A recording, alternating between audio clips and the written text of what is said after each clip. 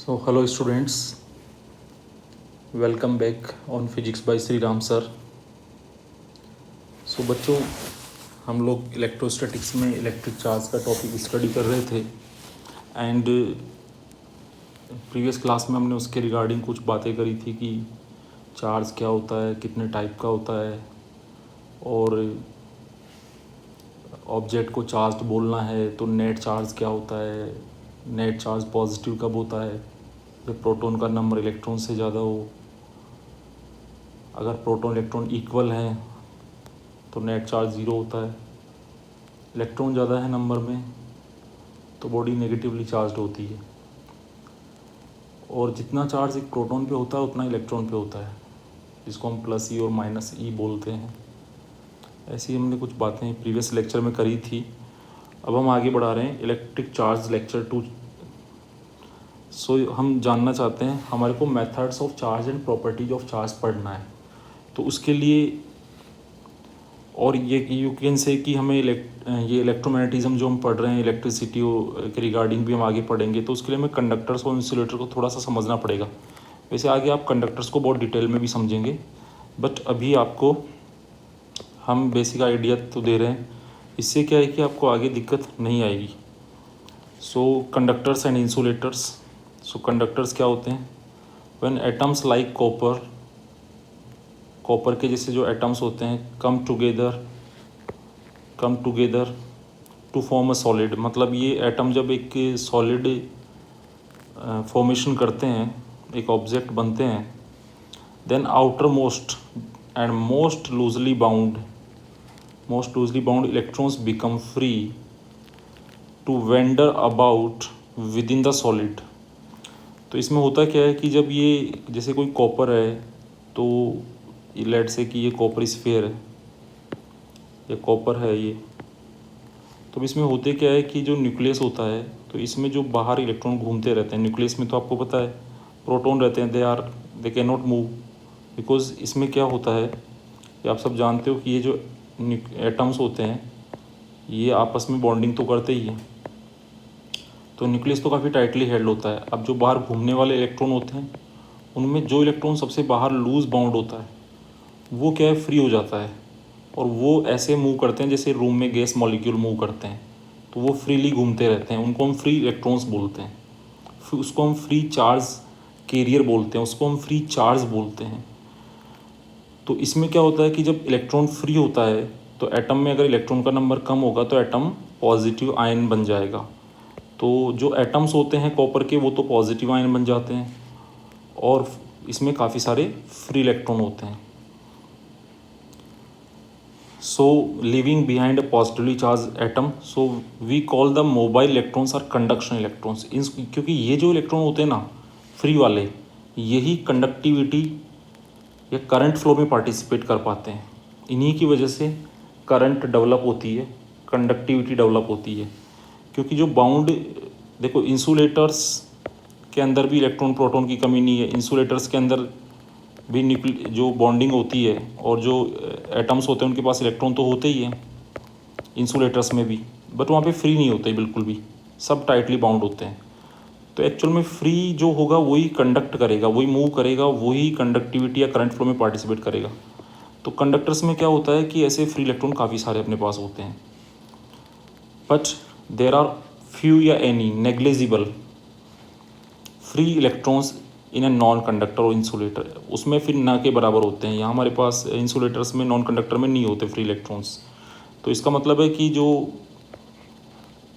हमारे पास इंसुलेटर्स है, इंसुलेटर्स उसमें हमारे पास इलेक्ट्रॉन होते हैं, पर वो सारे के सारे इलेक्ट्रॉन क्या होते हैं, वो सारे के सारे इलेक्ट्रॉन टाइटली बाउंड होते हैं, वो सारे इलेक्ट्रॉन टाइटली बाउंड होते हैं, ऑर्बिट्स में ही घूमते हैं, फ्री नहीं होते। बट यहाँ हमारे पास फ्री इलेक्ट्रॉन भी होते हैं जो फ्लो कर सकते हैं कंडक्टर्स के अंदर, जैसे कॉपर, एल्यूमिनियम, सिल्वर, ये कंडक्टर्स हैं, बट प्लास्टिक और ये इंसुलेटर्स हैं। थोड़ा और अच्छे समझते हैं, एनसीईआरटी में देखो क्या लिखा है, some substances readily allow passage of electricity through them, others do not. तो ये वाले जो होते हैं कंडक्टर्स ये ऐसा करते हैं, और इंसुलेटर्स करंट फ्लो को या इलेक्ट्रॉन फ्लो को होने नहीं देते हैं। Those which allow electricity to pass through them easily are called conductors. जिनमें करंट इजीली फ्लो कर सकता है, they are conductors. They have electric charge means electrons that are comparatively free to move inside the material. तो free electron का मतलब ये होता है बच्चों कि जो मटेरियल के अंदर घूमने के लिए फ्री है। कोई वायर है तो अगर मैं बोल रहा हूँ कि फ्री इलेक्ट्रॉन है तो that electron is free to move inside the wire. वो उस जो कंडक्टर है उसके अंदर घूमने के लिए वो इलेक्ट्रॉन फ्री है, वो अंदर घूम सकता है। ऐसा नहीं कि ये जो मेटल है इससे बाहर आ जाएगा, बाहर आने के लिए फ्री नहीं है, अंदर घूम सकता है वो, that is free electrons. Most of non metals like glass, porcelain, ये एग्जांपल्स हैं इंसुलेटर्स के। ग्लास हुआ, पोर्सेलिन हुआ, plastic, nylon, wood offer high resistance to pass the electricity. तो ये इंसुलेटर्स होते हैं बच्चों जो करंट फ्लो को अलाउ नहीं करते, क्योंकि इनके पास फ्री इलेक्ट्रॉन होते ही नहीं है। They are called insulators. Most substances fall into one of the two categories. तो ज़्यादातर सब्सटेंस जो होते हैं वो या तो कंडक्टर होते हैं या इंसुलेटर होते हैं। एक बीच में कैटेगरी और आती है जिसको हम सेमी कंडक्टर बोलते हैं, तो उसके बारे में हम लोग थोड़ा बहुत करंट इलेक्ट्रिसिटी वाले चैप्टर में देखेंगे। बाकी डिटेल में तो एक अलग से चैप्टर है हमारे पास, सेमी कंडक्टिंग सब्सटेंसेज डिवाइसेस। तो उस चैप्टर में हम लोग 14th चैप्टर में हम लोग देखेंगे। तो बेसिकली हमारा जो मतलब है अभी वो कंडक्टर और इंसुलेटर से रहेगा। जो तीसरी क्लास है सेमी कंडक्टर्स, उसके लिए एक सेपरेट चैप्टर है। उनकी प्रॉपर्टीज़ कंडक्टर और इंसुलेटर के बीच में लाई करती है। कंडक्टर्स की कंडक्टिविटी बहुत हाई होती है और इंसुलेटर्स की रेजिस्टिविटी बहुत हाई होती है। बट वो जो तीसरी कैटेगरी है सेमी कंडक्टर्स, वो बीच में लाई करते हैं, मतलब उनकी कंडक्टिविटी भी बहुत हाई नहीं होती तो रेजिस्टिविटी भी बहुत हाई नहीं होती। सो वो थोड़ा बहुत करंट को अलाउ करते हैं। अब ये बड़ा इंपॉर्टेंट पॉइंट है बच्चों समझने का। Some charge is transfer to a conductor is readily gets distributed over the entire surface of the conductor. ये सबसे अच्छी बात है बच्चों जो आपको समझनी है, ध्यान रखनी है कंडक्टर के लिए। देखो बच्चों, जो कंडक्टर है, जैसे ये कंडक्टर है, कॉपर स्फीयर है, ये कॉपर स्फीयर है। अब ये वाला जो कॉपर स्फीयर है ये भी कॉपर का ही है, कंडक्टर्स का ही है, बट ये सॉलिड है, मतलब इसमें पूरे वॉल्यूम में कॉपर भरा हुआ है। और ये होलो है, थिन स्फेरिकल है ये, मतलब केवल यहाँ पे कॉपर है सरफेस पे, अंदर एम्प्टी स्पेस है।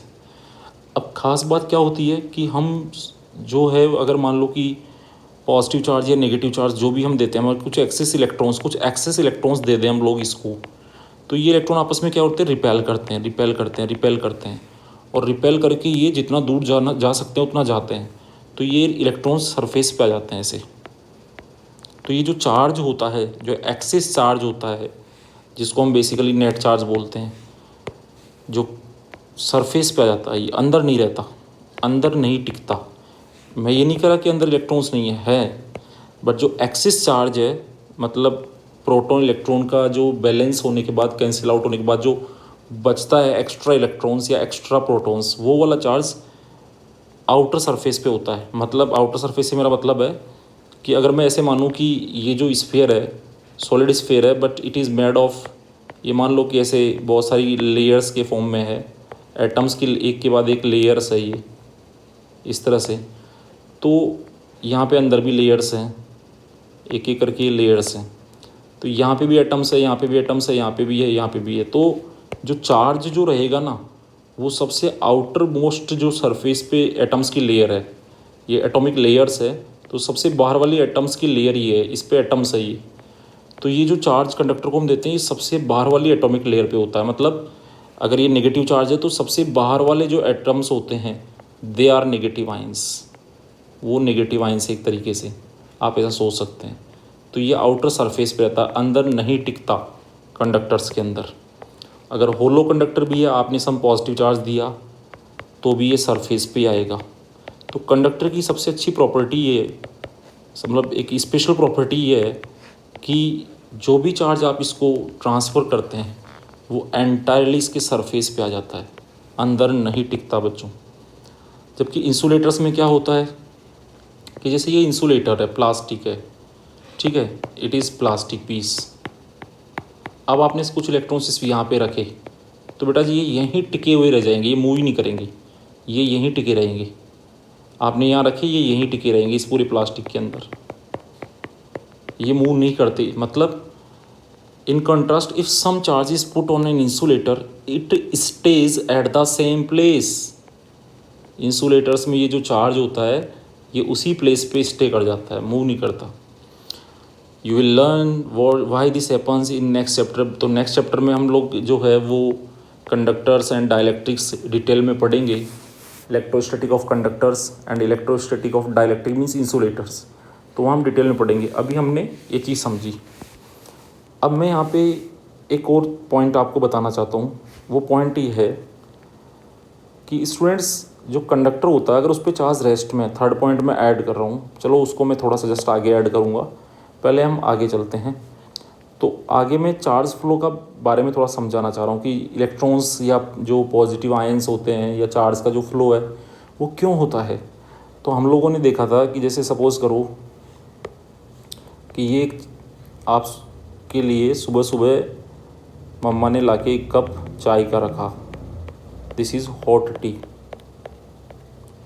अब आप देखोगे कि इसमें से जो हीट है ना वो रूम में जाएगी और ये चाय धीरे धीरे ठंडी होने लगेगी। अगर आप सोते रहोगे, उठोगे नहीं, तो ये चाय धीरे धीरे ठंडी होती रहेगी। तो ये हीट बाहर जा रही है। अब जैसे चार्ज है ऐसे आप हीट को समझ सकते हैं। अब ये हीट क्यों फ्लो कर रही है, तो आप बोलेंगे डेफिनेटली सर कि यहाँ पे जो टेम्परेचर है ना वो हाई है और रूम का टेम्परेचर लो है, तो हीट टेम्परेचर डिफरेंस की वजह से, हायर माइनस लोअर टेम्परेचर मतलब हो गया टेम्परेचर में डिफरेंस, उसकी वजह से हीट का फ्लो होता है और हीट हायर टेम्परेचर से लोअर टेम्परेचर की तरफ जाती है। तो बेसिकली रीज़न हुआ कि ये जो हीट जो मूव कर रही है उसके पीछे रीज़न हुआ टेम्परेचर डिफरेंस। और कब तक ऐसा होगा, तो रूम तो काफ़ी बड़ा है, तो धीरे धीरे इस जो टी है इसका टेम्परेचर जो है वो डाउन होते होते आपके रूम टेम्परेचर के बराबर आ जाएगा। और जब ये दोनों टेम्परेचर इक्वल हो जाएंगे, मतलब हायर और लोअर दोनों टेम्परेचर, ये वाला टेम्परेचर जो है ये दोनों इक्वल हो जाएंगे, तो फिर टेम्परेचर में डिफरेंस जो रहेगा वो ज़ीरो हो जाएगा। और जब टेम्परेचर में डिफरेंस डेल्टा टी जब ज़ीरो हो जाएगा तो फिर हीट फ्लो ही नहीं करेगी।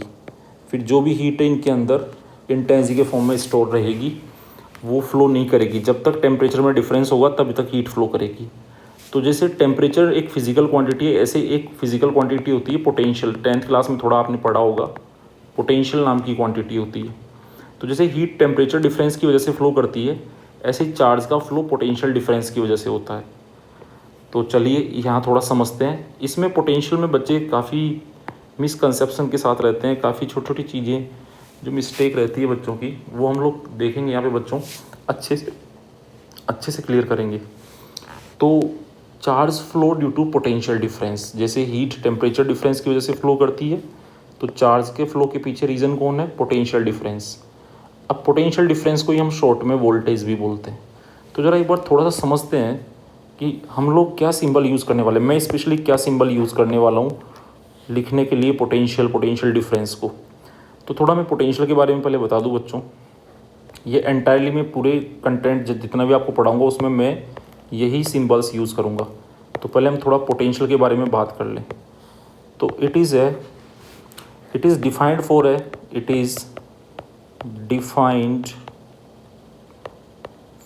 A single point. एक पॉइंट के लिए डिफाइन करते हैं हम लोग इसको। जैसे फॉर एग्जांपल मैं आपको एक एग्जांपल देना चाहता हूँ कि फॉर एग्जांपल बच्चों की एक रेजिस्टेंस है, 10th क्लास में आपने पढ़ा है। अब ये जो रेजिस्टेंस है इसको आपने एक बैटरी से कनेक्ट कर दिया। अब आपने 5 वोल्ट की बैटरी ली, तो दिस इज़ 5 वोल्ट का मतलब क्या है, इसका मतलब 5 वोल्ट की बैटरी का सीधा सा मतलब है कि अगर इसके ये दो टर्मिनल है, पॉजिटिव टर्मिनल और नेगेटिव टर्मिनल, तो ये जो टर्मिनल्स हैं इनके बीच में जो डिफरेंस है पोटेंशियल में वो 5 वोल्ट है। मतलब अगर इस वाले नेगेटिव वाले टर्मिनल का पोटेंशियल मैं मान लूँ 0 वोल्ट, तो फिर पॉजिटिव वाले का होगा 5 वोल्ट। ये हुआ। अगर मैं नेगेटिव वाले का पोटेंशियल जो है, जो नेगेटिव टर्मिनल है उसका पोटेंशियल मैं मान लेता हूँ 2 वोल्ट, तो ये 7 वोल्ट होगा, because difference must be 5, difference 5 का रहना चाहिए। अगर मैं नेगेटिव वाले का -2 मान लूँ तो ये +3 हो जाएगा। आप डिफरेंस चेक कीजिए। तो इसका मतलब ये जो मैंने लिखा है इस पॉइंट के लिए 0 वोल्ट, 2 वोल्ट, -2 वोल्ट, वो पोटेंशियल्स हैं। तो पोटेंशियल एक सिंगल पॉइंट के लिए डिफाइन होता है कि इस पॉइंट का इतना है। तो मैं पोटेंशियल को बेटा जी सिंपल छोटे वाले v से लिखूंगा, हमेशा ध्यान रखें। मैं पोटेंशियल को लिखने के लिए स्मॉल v लेटर यूज़ करूँगा। तो पोटेंशियल को हम स्मॉल v से लिख रहे हैं, तो ये सिंगल पॉइंट के लिए डिफाइन होता है। दूसरी चीज़ होती है potential difference. Potential difference second thing. तो पोटेंशियल डिफरेंस क्या होता है? तो it is defined between two points. जैसे फॉर एग्जांपल कि ये जो नेगेटिव टर्मिनल है इसको मैं ए नाम रख दूं और इसको बी नाम रख दूं, पॉजिटिव वाले टर्मिनल का। तो यहाँ पे क्या होगा कि अगर हम देखें तो मैं अगर यहाँ पे लिख रहा हूँ पोटेंशियल, तो जो पोटेंशियल डिफरेंस है ये जो मैं लिख रहा हूँ it is defined between 2 points. तो इस पोटेंशियल डिफरेंस को ही हम लोग जो है वो वोल्टेज भी बोलते हैं।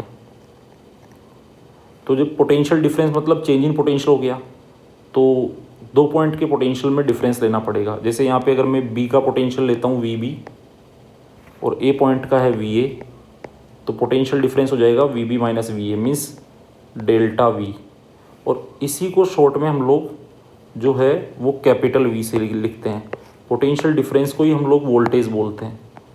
तो ये जो पोटेंशियल डिफरेंस हमने लिखा delta small v, that is also written as capital V।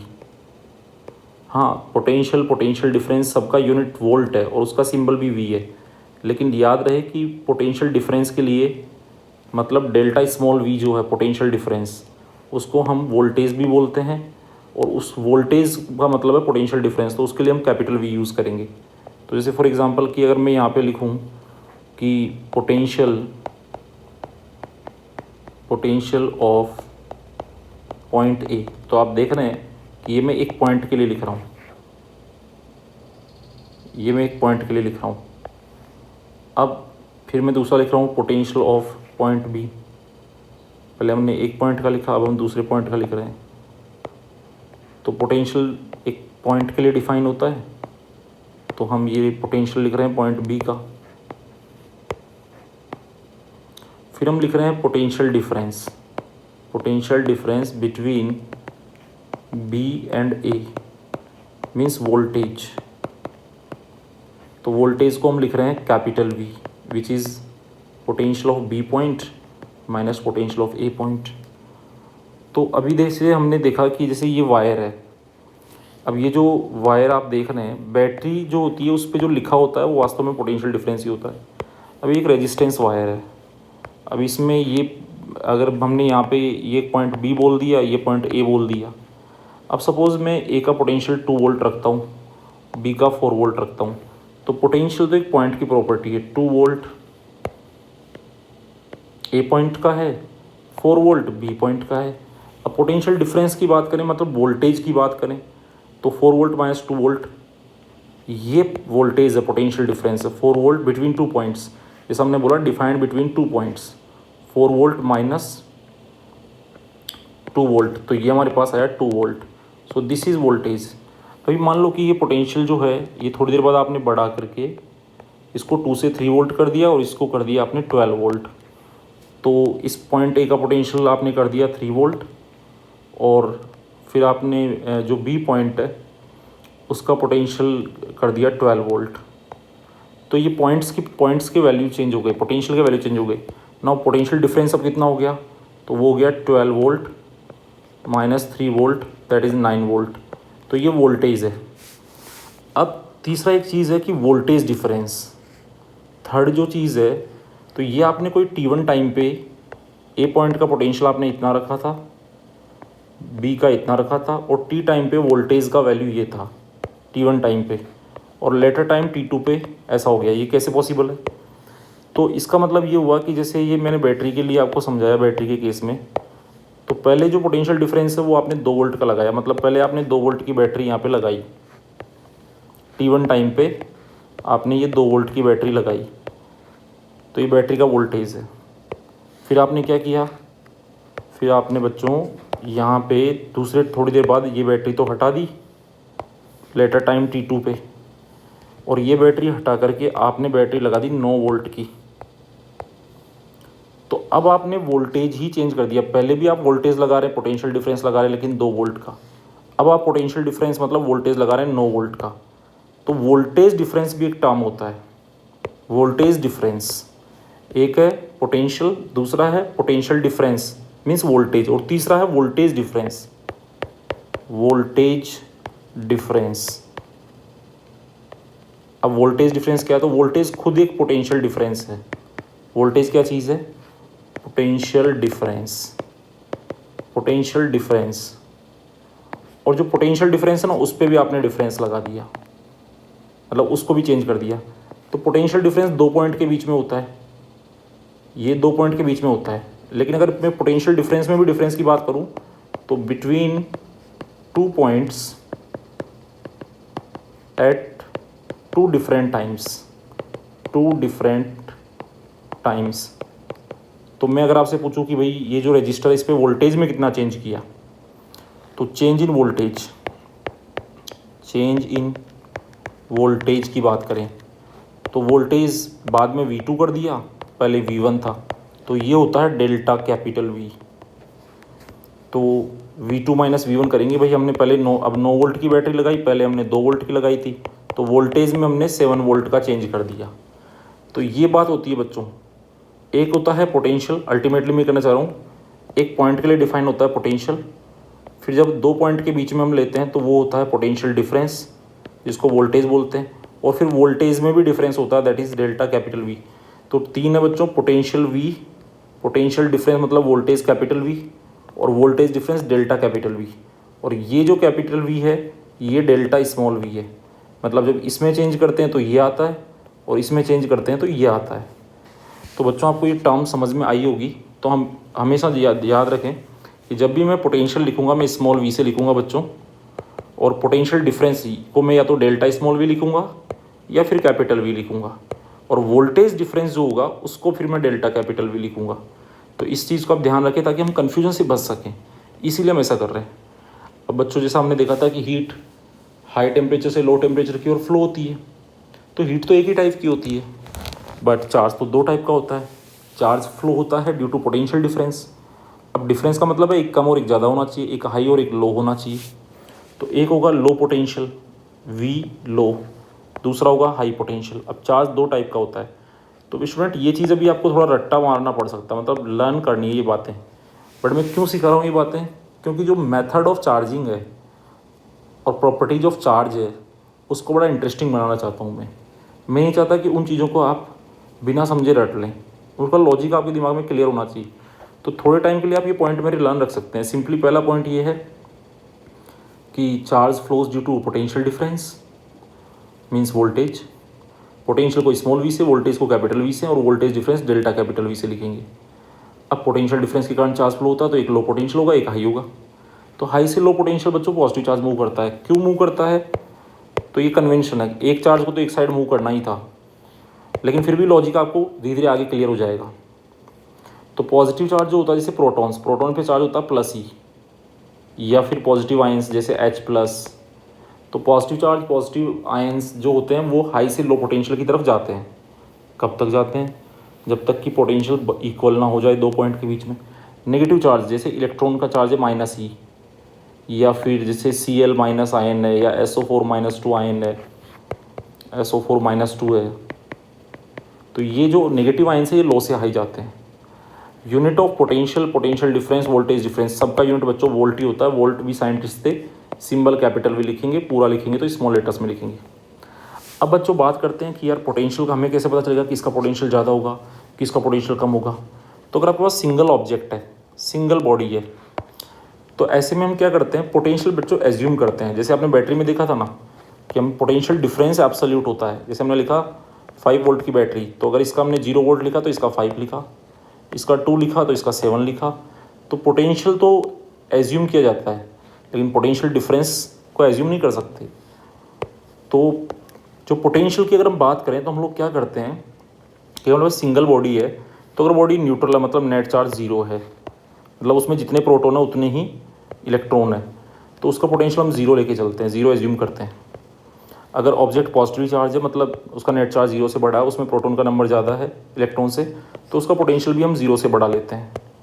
और अगर नेगेटिवली चार्ज ऑब्जेक्ट है तो उसका पोटेंशियल हम 0 से छोटा लेते हैं। तो अगर मैं आपसे बोलूँ कि सबसे छोटा पोटेंशियल कितना हुआ, तो दिस इज़ लोवेस्ट। जो नेगेटिव पोटेंशियल है इसमें साइन को कंसिडर करेंगे बच्चों, तो जो नेगेटिव पोटेंशियल है वो सबसे छोटा हुआ, उससे बड़ा 0 पोटेंशियल हुआ, और सबसे बड़ा पॉजिटिव पोटेंशियल हुआ। मतलब अगर मैं आपसे कहूँ कि हाई लो के उसमें ऑर्डर में जब आओ, तो जो नेगेटिव पोटेंशियल है वो आपका सबसे लो होगा, 0 उससे बड़ा होगा, और पॉजिटिव वाला पोटेंशियल सबसे बड़ा होगा। तो बच्चों बात समझ में आ गई कि भाई जैसे इसका पोटेंशियल 0 वोल्ट है, इसका 5 वोल्ट है, इसका -5 वोल्ट है, तो ये V मिनिमम है और ये V मैक्सिमम है।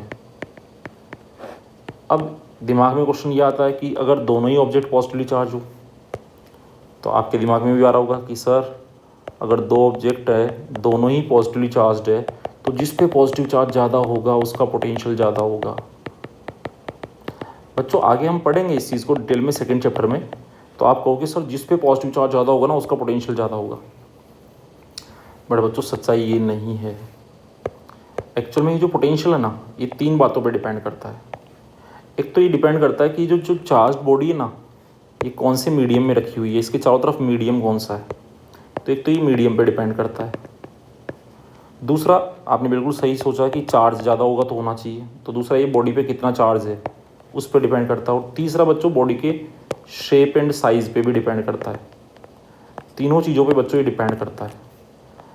तो क्या हम डिटेल में ये सब पढ़ेंगे? अभी नहीं पढ़ने वाले, हम ये सब सेकंड चैप्टर में पढ़ेंगे, लेकिन थोड़ा आइडिया समझेंगे जिससे फर्स्ट चैप्टर में मज़ा आए और फर्स्ट चैप्टर में भी कुछ कॉन्सेप्ट्स को हम समझ पाएँ।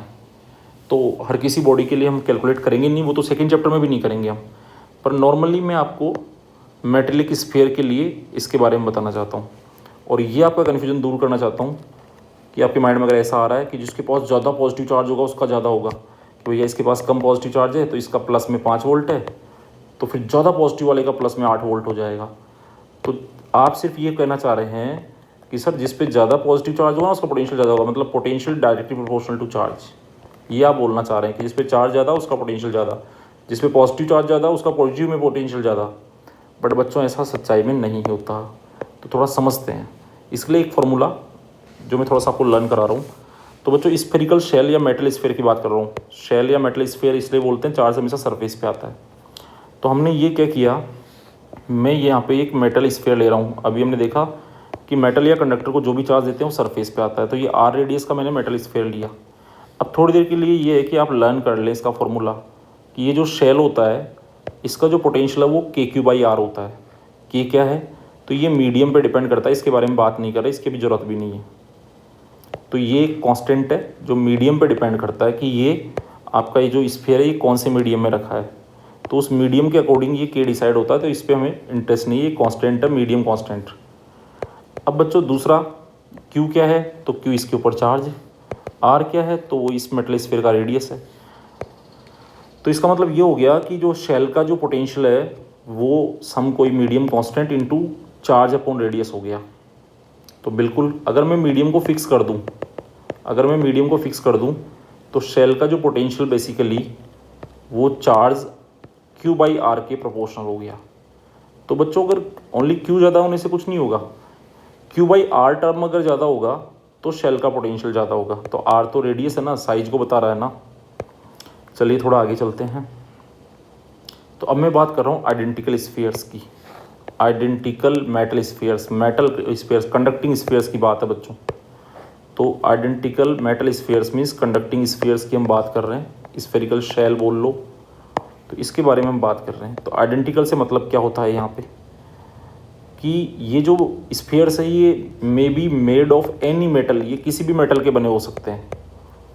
आप ऐसे आइडेंटिकल मत सोचो कि यार तो एक स्फीयर कॉपर का है तो दूसरा भी कॉपर का होना चाहिए, ऐसा कोई ज़रूरी नहीं है। ये किसी के भी बने हो सकते हैं, एक एल्यूमिनियम का हो सकता है, एक कॉपर का हो सकता है, मे बी सॉलिड और होलो। क्यों? क्योंकि चार्ज को तो सरफेस पे आना है, तो अंदर सॉलिड है या होलो से कोई फ़र्क नहीं पड़ता। बट यहाँ आइडेंटिकल तब होते हैं जब रेडियस सेम होती है बच्चों, बस ये बात, साइज़ सेम होती है, रेडियस मस्ट बी सेम।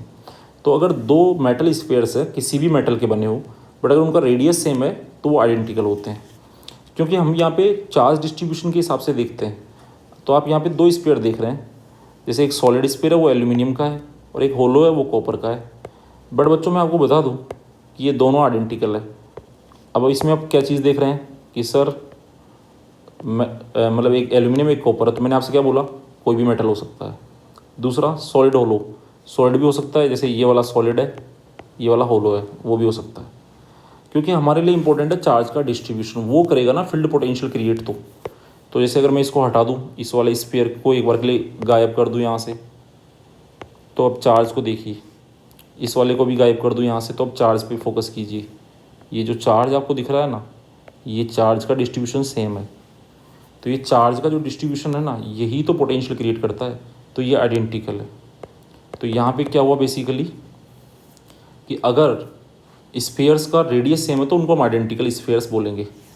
अब पोटेंशियल के लिए मैंने ऊपर आपको फॉर्मूला बताया KQ/R, ये थोड़ा सा आप समझ लीजिए। आप सोचेंगे कि सर ये फर्स्ट चैप्टर में नहीं है, सेकंड चैप्टर में, बट इसका इंपॉर्टेंस बच्चों ये सेकंड में तो रिवाइज होगी ही चीज़ें, बट फर्स्ट में भी आपको इसका इंपॉर्टेंस समझ आएगा जब हम कुछ चीज़ों को बड़े इंटरेस्टिंग वे में समझेंगे, जो कि जैसे इंडक्शन है, conduction, charging by conduction, charging by induction, उसको एक लॉजिकल वे में देख पाएंगे, मतलब मोर बेटर लॉजिक के साथ देख पाएंगे। तो अब बच्चों यहाँ पे क्या है कि ये आइडेंटिकल स्फीयर्स हैं। तो अभी क्या किया मैंने कि फर्स्ट स्फीयर पे जो चार्ज है वो Q है और सेकंड पे भी Q है, दोनों को मैंने सेम चार्ज दिया, सेम रेडियस है और सेम मीडियम में रखे हुए हैं। तो फर्स्ट वाले का पोटेंशियल हो गया KQ/R और सेकंड वाले का भी हो गया KQ/R, तो सेम हो गया, बिल्कुल सेम, इन दोनों का सेम है। इनको कनेक्ट भी कर दोगे मेटल से तो चार्ज फ्लो नहीं होगा, क्योंकि चार्ज फ्लो तो पोटेंशियल डिफरेंस के कारण होता है, वो तो है ही नहीं यहाँ पे। अब यहाँ पे आप कहोगे कि सर अगर चार्ज में ज़्यादा कर दूँ, तो जैसे इधर आप देखिए कि यहाँ पे ये जो इस सेकंड कंडीशन आप देख रहे हैं डायग्राम में इधर, तो इसमें क्या कंडीशन है, इसमें कुछ ऐसा है बच्चों कि यहाँ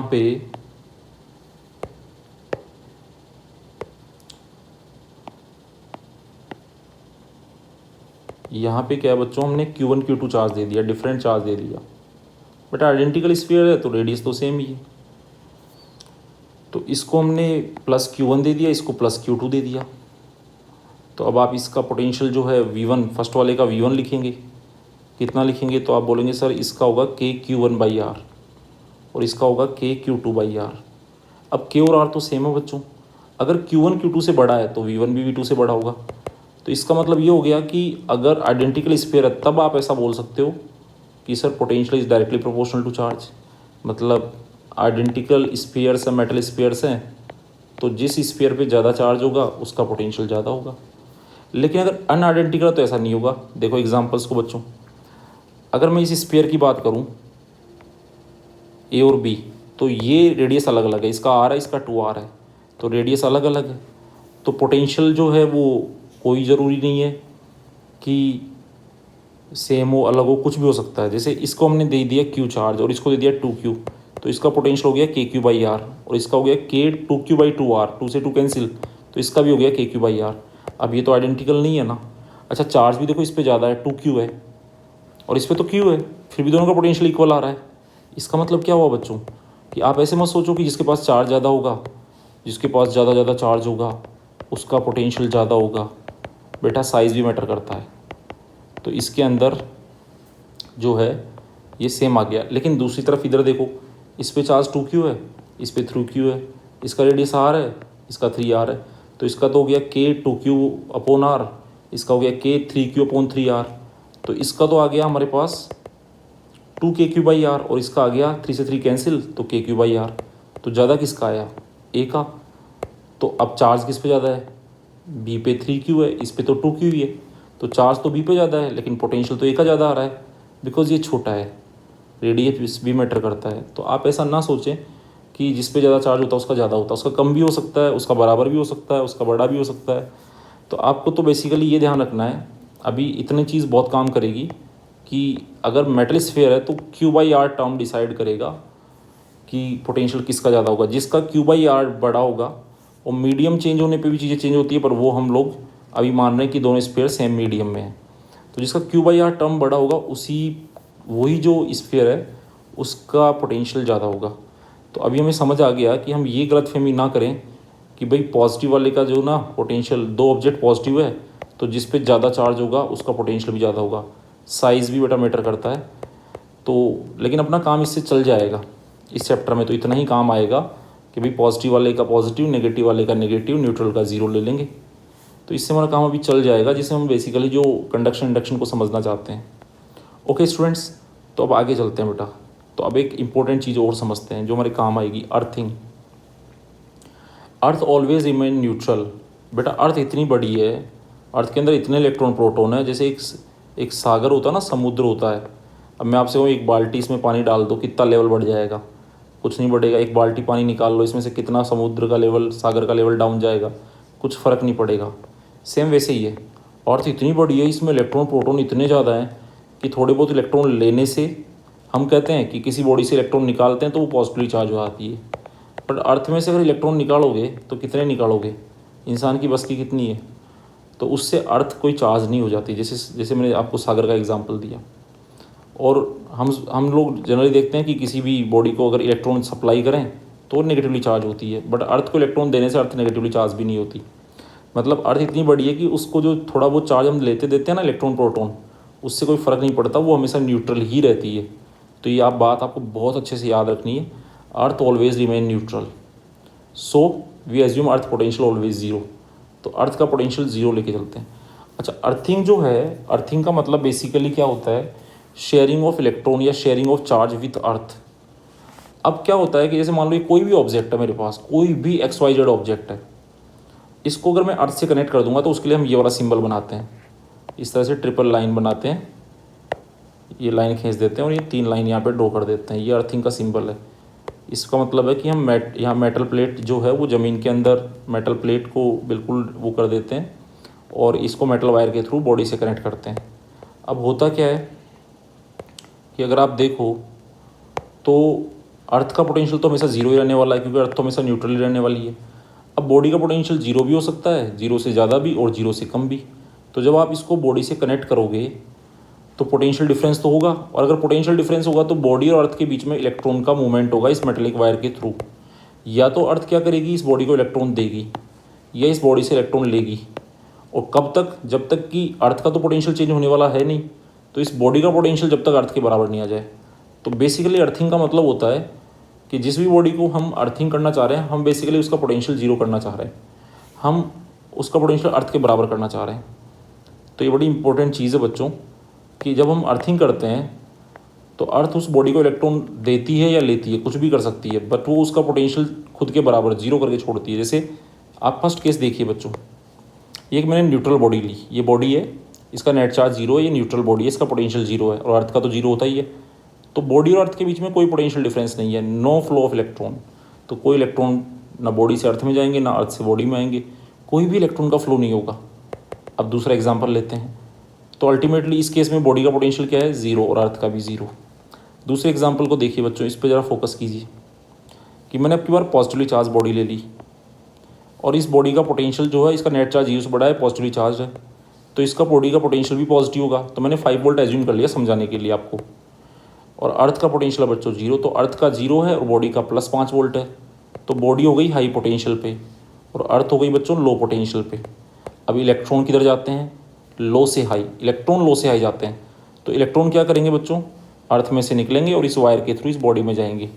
जैसे ही इलेक्ट्रॉन इस बॉडी में जाएंगे तो ये जो आपको पॉजिटिव चार्ज दिख रहा है ना, इन एटम्स को न्यूट्रलाइज करेंगे, तो फिर ये इस पर पॉजिटिव चार्ज कम होता जाएगा। तो पॉजिटिव चार्ज जब कम होता जाएगा तो पोटेंशियल गिरेगा, इसका 5 वोल्ट था तो 4 वोल्ट हो जाएगा, 3 वोल्ट हो जाएगा, 2 वोल्ट हो जाएगा, 1 वोल्ट हो जाएगा, और फिर लास्ट में 0 वोल्ट हो जाएगा। जैसे ही बॉडी का पोटेंशियल 0 वोल्ट होगा, इलेक्ट्रॉन फ्लो स्टॉप। अब अर्थ से बॉडी में कोई इलेक्ट्रॉन नहीं जाएगा, ना बॉडी से अर्थ में आएगा। तो फिर अर्थ ने क्या किया, बेचारी बॉडी का पोटेंशियल 5 वोल्ट था, इसको इलेक्ट्रॉन देके उसका पोटेंशियल खुद के बराबर कर दिया 0 अगेन, जैसा फर्स्ट केस में देखा। अब थर्ड एग्जांपल ले लीजिए, मान लो कोई बॉडी नेगेटिवली चार्ज है, नेट चार्ज उसका 0 से छोटा है बच्चों, तो उसका जो पोटेंशियल है वो भी नेगेटिव में होगा। सिंगल बॉडी है बच्चों, -5 वोल्ट, ठीक है। अब ये -5 वोल्ट इसका पोटेंशियल है, अर्थ का 0 है, तो भैया अर्थ तो हो गई हाई पोटेंशियल पे, बॉडी हो गई लो पोटेंशियल पे। तो अब कौन मूव करेगा, तो बॉडी लो पे हो गई, तो भैया अब इलेक्ट्रॉन बॉडी से अर्थ में जाएंगे, इलेक्ट्रॉन अब बॉडी से निकल के अर्थ में जाएंगे, तो बॉडी पे जो नेगेटिव चार्ज है वो कम होता जाएगा, तो बॉडी का पोटेंशियल नेगेटिव में डाउन होगा, -4 -5 से -4 -3 -2 और लास्ट में 0 हो जाएगा। और जैसे ही 0 होगा इलेक्ट्रॉन फ्लो स्टॉप। तो अब जब आपने अर्थिंग करी तो लास्ट में फाइनली बॉडी का पोटेंशियल कितना मिला आपको, इस केस में भी 0 हो गया। अर्थ का तो हमेशा 0 रहता ही है, इस केस में अर्थ ने बॉडी से इलेक्ट्रॉन पुल किए और उसके पोटेंशियल को 0 बना दिया। इस केस में अर्थ ने बॉडी को इलेक्ट्रॉन दिए और उसके पोटेंशियल को 0 बना दिया, और इस केस में तो ऑलरेडी 0 था। तो अर्थिंग मीन्स, मैं तो आपको ये कहता हूँ कि सब कुछ छोड़ो, अर्थिंग का मतलब सिर्फ इतना है कि making the potential of the body equal to earth, body के पोटेंशियल को अर्थ के इक्वल करना। अगर आप अर्थ का 0 ले रहे हैं तो बॉडी का पोटेंशियल भी 0 हो जाएगा। तो जैसे ही कोई मेटेलिक बॉडी होगी, ये कोई मेटेलिक बॉडी जैसे ही अर्थिंग करेंगे सीधा उसका पोटेंशियल 0 हो जाएगा। बहुत फास्ट प्रोसेस होता है, फटाफट से उसका जो भी चार्ज है अच्छा, कई लोगों को क्या लगता है, अरे बॉडी न्यूट्रलाइज हो जाएगी। कई लोगों को ऐसा लगता है कि पोटेंशियल 0 तभी होगा जब बॉडी न्यूट्रलाइज होगी। न्यूट्रलाइज मतलब यहाँ पे क्या होगा कि जैसे ये जो पॉजिटिव चार्ज है ना, ये पूरा जो गायब हो जाएगा और बॉडी न्यूट्रल हो जाएगी।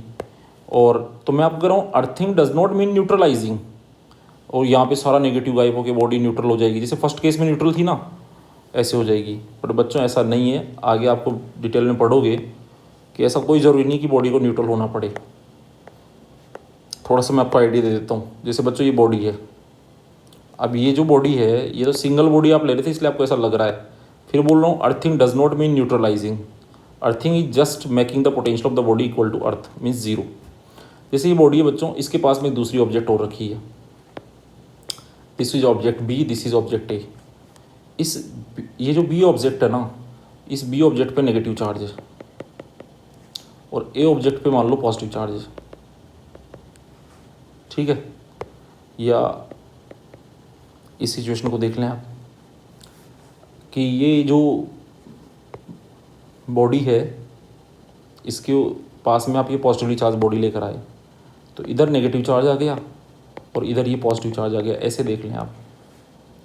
अब क्या होगा बच्चों कि मैं इस बॉडी का पोटेंशियल लिखूं, तो मैं सपोज करता हूं कि ये जो ए वाली बॉडी है ना, इस पे जो चार्ज है ना ये वाला, इसकी वजह से इसका पोटेंशियल +5 वोल्ट है, और ये जो नेगेटिव चार्ज है ना ये वाला पॉजिटिव खुद का, उसकी वजह से भी 5 वोल्ट है, और खुद के नेगेटिव की वजह से -5 वोल्ट है। तो ये तीनों जो चार्ज है, यहाँ देयर आर 3 चार्जेस। एक तो जो पास में बॉडी रखी है इसका चार्ज, उसकी वजह से 5 वोल्ट, एक इसके प्लस वाले की वजह से 5 वोल्ट, और इस माइनस की वजह से -5 वोल्ट। तो इस समय अगर बॉडी का टोटल पोटेंशियल आप देखो तो वो आ रहा है +5 वोल्ट। अब क्या होगा, इसको अर्थिंग करेंगे, तो हमने इसको अर्थिंग कर दिया। अर्थिंग करते क्या होगा, अर्थ का 0 है, इसका 5 है, तो ये हाई है और अर्थ लो पर है। तो इलेक्ट्रॉन किधर जाएंगे, लो से हाई, इलेक्ट्रॉन बॉडी में जाएंगे, और जब इलेक्ट्रॉन बॉडी में जाएंगे तो ये जो पॉजिटिव चार्ज है ये न्यूट्रलाइज होना शुरू हो जाएगा। तो ये पॉजिटिव चार्ज जब खत्म होने लग जाएगा तो इस पॉजिटिव चार्ज का ये जो पोटेंशियल है ये भी तो खत्म होने लग जाएगा, तो ये भी 5 से 0 हो जाएगा। अब जैसे ये 0 होगा तो अब टोटल पोटेंशियल बॉडी का कितना होगा, तो इस वाले पॉजिटिव चार्ज की वजह से 5 वोल्ट, ये चार्ज तो न्यूट्रलाइज हो गया, ये वाला चार्ज तो अर्थिंग से गायब हो गया, तो इसका 0, और इस नेगेटिव चार्ज जो भी बॉडी पे लेफ्ट है उसकी वजह से -5, तो बॉडी का पोटेंशियल तो अब 5 नहीं रहा, अब तो 0 हो गया, +5 एंड -5। पर क्या बॉडी न्यूट्रल हो गई, नहीं, अभी भी बॉडी पे ये नेगेटिव चार्ज तो रह गया, तो बॉडी न्यूट्रल नहीं हुई, लेकिन बॉडी का पोटेंशियल 0 हो गया, मीन्स अर्थिंग कंप्लीट हो गया। तो इसका मतलब ये बच्चों कि आप ये ना सोचें कि अर्थिंग का मतलब बॉडी का सारा चार्ज ही अर्थ में भेज देना, बॉडी को न्यूट्रल कर देना, ऐसा बिल्कुल नहीं है। अर्थिंग मीन्स आप ये लर्न करें कि बॉडी का पोटेंशियल अर्थ के इक्वल मीन्स 0 कर देना, ये लर्न ना करें कि बॉडी को न्यूट्रलाइज कर देना अर्थिंग होता है। अल्टीमेटली ये याद रखें कि किसी भी बॉडी को, किसी भी मेटेलिक बॉडी को आप जब अर्थ से कनेक्ट करेंगे तो अर्थ या तो उसको इलेक्ट्रॉन देगी या उससे इलेक्ट्रॉन लेगी, और तब तक देगी लेगी जब तक कि उस बॉडी का पोटेंशियल अर्थ के इक्वल में ज़ीरो नहीं हो जाए। चाहे फिर उसके बाद उस बॉडी पे चार्ज रहे ना रहे, कुछ भी रहे, पोटेंशियल जैसे ही अर्थ के बराबर हुआ, charge flow stop, earthing stop. Now you can remove the wire, because अब तो कुछ फ्लो होने वाला है नहीं। सो बच्चों हम लोगों ने कवर कर लिया है। अब हम जो है वो नेक्स्ट लेक्चर के अंदर हम नेक्स्ट टॉपिक स्टार्ट करेंगे फटाफट से, मेथड ऑफ चार्जिंग, और फिर उसके बाद प्रॉपर्टीज ऑफ चार्ज। तो method of charging and properties of charge we will complete in next lecture, और उसके बाद हम इस पे क्वेश्चंस एंड क्विजेस करेंगे। So thank you so much बच्चों for watching this video, and please like करिए, शेयर करिए, सब्सक्राइब करिए, दोस्तों के साथ शेयर करें। थैंक यू सो मच बच्चों।